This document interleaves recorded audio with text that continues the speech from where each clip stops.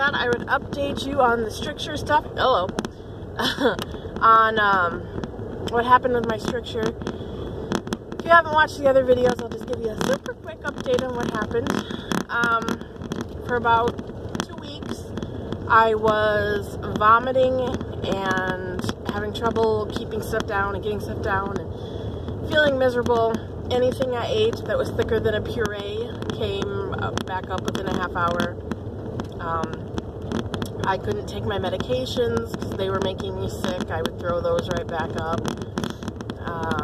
Kind of towards the end there, even liquids were starting to get hard to drink, and if I drank something too fast, I would throw that right back up. So my husband finally convinced me to call the doctor. I kind of ignored it, kind of like, you know, throwing up is normal if you eat too much, if you eat too fast, if you're not following the guidelines, then you're going to throw up. And so I kind of ignored it, like my husband said, maybe you're pushing too hard and you're trying to eat things you're not ready to eat and that kind of stuff. And I just kind of blew it off as that. He finally convinced me to call the doctor and just let them know what was going on. The nurse, I talked to my surgeon's nurse. She said right away, I want you to come in, I want you to do a barium swallow test, and I want to see if there is a narrowing of your esophagus that would be causing all of this vomiting. So I went in right away and had the barium swallow test done, which I drank the barium liquid. They did an x-ray, and several times while I was drinking, he kept going, well, that didn't work, and you turn to your left. Well, that didn't help, let's turn you to your right. Nope, that still didn't work. How about we lay you on your back? You know, he kept wiggling me around and rolling me all over the place, and nothing seemed to really be working. And he wasn't telling me what was going on, but I could see a little bit on the screen. And he didn't say anything when he left. He just left the room and, okay, you're done. So I got home a couple hours later. Somebody called me from the clinic to say that they wanted to schedule the endoscopy, and I, kind of assumed that meant that, yeah, I did have the stricture. But again, the scheduling person couldn't tell me anything, so all they could do was schedule the appointment. They had it scheduled out for January 10th. Mind you, this is like 29th, 28th or whatever, so I think it was 28th. They called and wanted to schedule it for the 10th, and I was like, oh, so I'm supposed to wait basically 2 weeks without being able to eat and having trouble drinking and not taking my meds? It kind of sucks. I was not very happy about it, but thankfully when I went in for my follow-up appointment with the surgeon's nurse, she said, no, I'm getting you in right away to get this fixed. This is really dumb. They shouldn't make you wait 2 weeks. We're going to do it right away. We'll do it on Friday, get it done, and get you feeling better. She showed me the picture from the swallow test, and you could very obviously see where the narrowing was. Everything was, kind of big, and then all of a sudden it went bloop, really little, and then got big again. So very obvious stricture. It was right at the point where my esophagus and my new stomach pouch meet. So she got me scheduled first thing Friday morning. I had to check in at 6:45 in the morning at the clinic, and got me right in. I was the first person, put me in a gown, got me all suited up with, little electrodes, monitoring my heart rate, the pulse ox on my finger. It took forever for them to get an IV into my arm. Totally not their fault.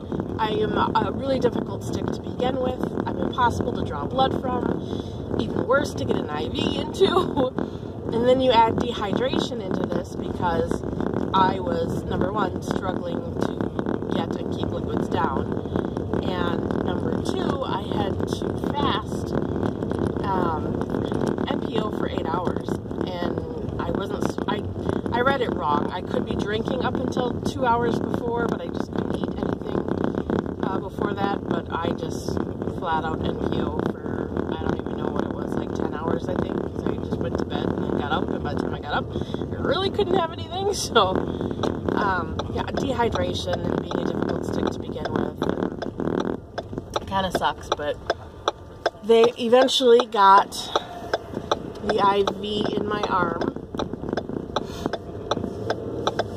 And once they got that set up, the anesthesiologist came in and kind of talked about what we were going to do. And then the actual doctor that was performing the endoscopy came in, and he was awesome. He discussed everything with us, told my husband and I all about the procedure and what was going to happen and what he was looking for, what he would do if he found the stricture, what he was going to do with the stricture, what he would do if he found an ulcer while he was in there. I mean, he was wonderful. He explained everything. He was super nice.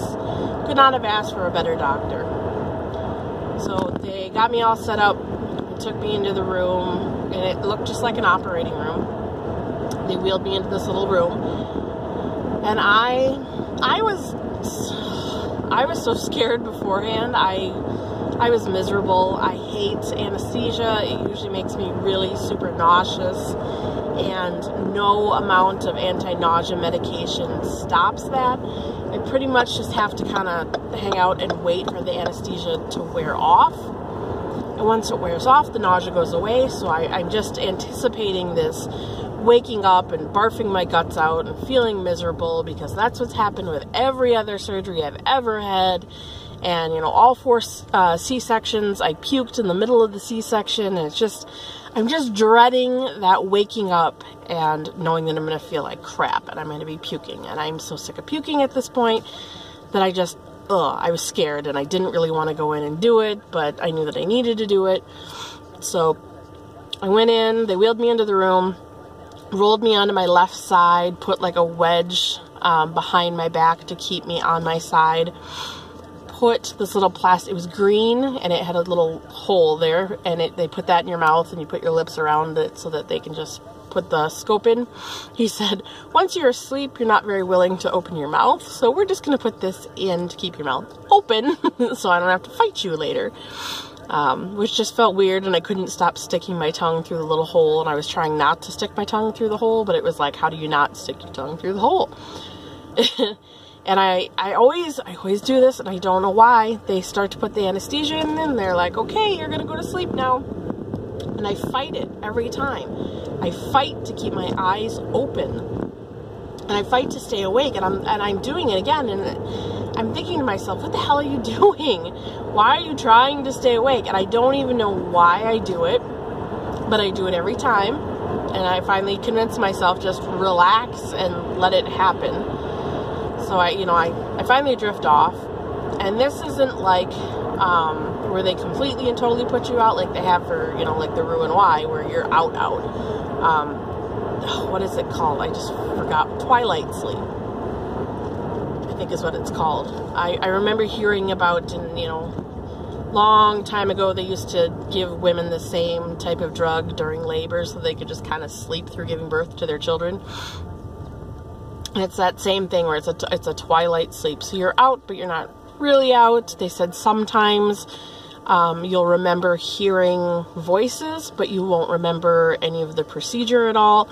I thankfully remembered nothing. I think when they told me that I might remember hearing voices, that freaked me out even more. Like, I don't want to know anything. I just want to be out. And thankfully I was out. I remember nothing. I slept, and it was an actual sleep where I was dreaming and everything, and I was dreaming about Chris Stapleton and Justin Timberlake.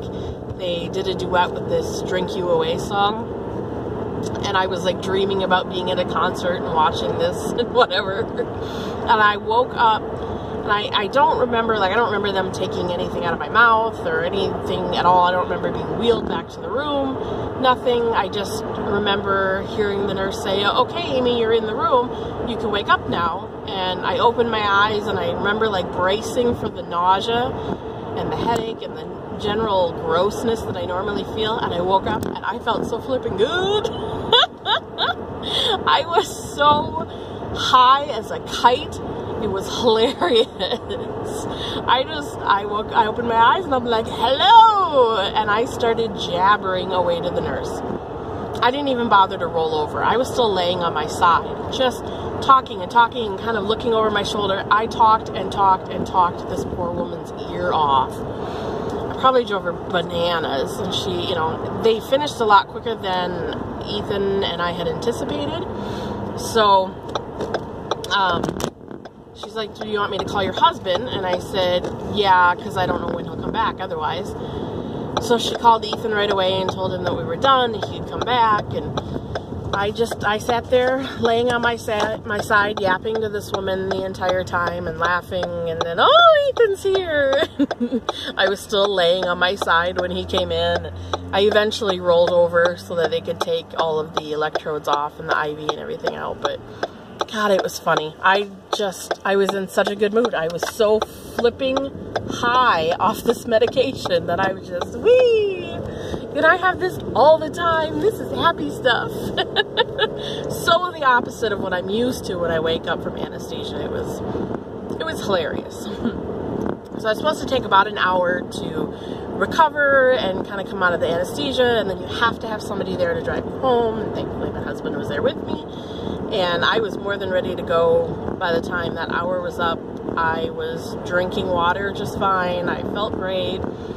So I was more than happy to just bloop right out the door. The doctor came in then and talked about what he saw when he was in there. He said that his endoscope camera thingy is about 9 millimeters, and he couldn't fit the camera through the stricture. So he's guessing that the stricture was about 7, maybe 8, but more likely 7 millimeters. And he used a little balloon to open that up, and then he went through with the camera. He checked out my stomach and went down into my small intestines. He said he found 4 of the staples from my surgery that were sticking out. Normally when your stomach heals, the scar tissue from the surgery will heal around and kind of envelope those staples, and they just kind of become part of the wall of your stomach. However, my stomach and my scar tissue had pushed 4 of these staples through my stomach wall instead of closing around them, and then they were rubbing on my that point where the stomach and the esophagus meet. So those staples were rubbing in that spot, causing an irritation, causing the swelling, and that was what he thinks caused the stricture. So he went in, he pulled all 4 staples out, got them out of there. He opened up the narrowing there, opened it up from a 7 to an 11. He says, you know, sometimes they go up to 12 or 13, but he didn't want to overdo it and make it so that I could eat too much too fast, because then that kind of negates the surgery. So we opened it to 11, took the staples out, checked my stomach, didn't find any ulcers, because ulcers can also cause the vomiting and stuff. Said he couldn't find any ulcers. Went down into my small intestines, didn't find any ulcerations or any other strictures or any other issue there at that connection point between the small intestines and the new pouch. That all looked great. Everything else had healed up perfectly. It was just those 4 staples that were sticking out and causing an irritation. He thinks because he removed them from my stomach that should keep it from happening again. Of course, there's always a chance it could happen again. If it happens once, it might happen a second time.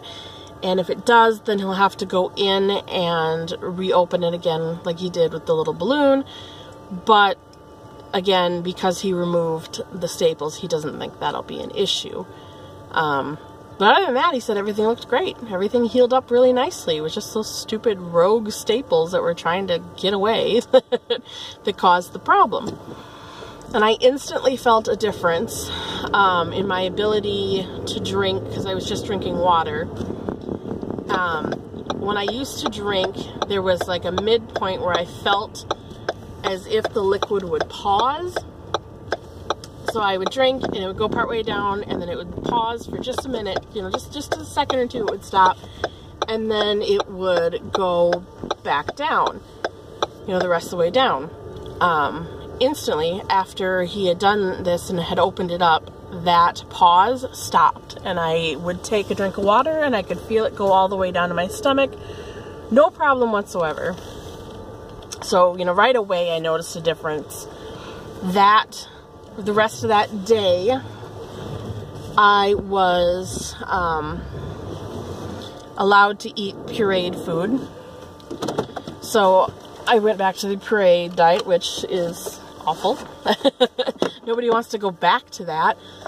And then the next day, she said I could go to the soft mechanical and kind of go from there.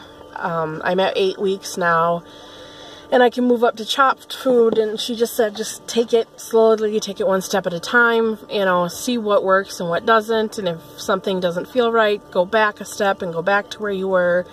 If at any point you feel the symptoms coming on again, now you know what to look for, now you know what it feels like. If you feel it happening again, call right away. We'll get you in right away for another, you know, I don't know if they'll do another swallow test or not, but we'll get you in right away and we'll get it looked at, and if it needs to be fixed again, we'll get it fixed right away so that you don't spend 2 weeks in misery not being able to eat and drink and take your meds. So the good news is that is all figured out. They know that it's a possibility it could happen again, and they're kind of keeping an eye on me. So that's the long story of what what happened. Thankfully, it is the only complication I have had. Otherwise, my Roux-en-y has gone very well. Thankfully, it was a very quick and easy fix, and I instantly felt better.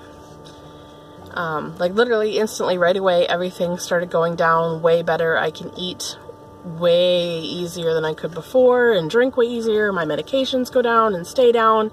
It's just this immensely different situation now, and I'm almost scared of being able to eat too much. And I don't want to be able to eat too much, obviously. And the size of my pouch, he said it was really little. It was only like 4 inches deep, so it's still very small and there's still very little room in there. But you know, I am scared of being able to eat more and about my weight loss than slowing down, because I've been going quite steadily. I believe I'm at 57 pounds now in 8 weeks, so I want to keep it going. And I want it to keep going as well as it has been. So I just gotta be careful, measure things out, and stop, and not let myself just keep going. Even though it's really easy to keep going now because I don't have to worry about vomiting all the time. Anyway, thank you for watching. I have to go to the dentist. Blech. Anybody want to go for me? Because I don't want to go in there and get my teeth drilled. Yuck. So, thank you for watching. Please feel free to like, subscribe, share, leave a comment, and I will talk to you later. Bye.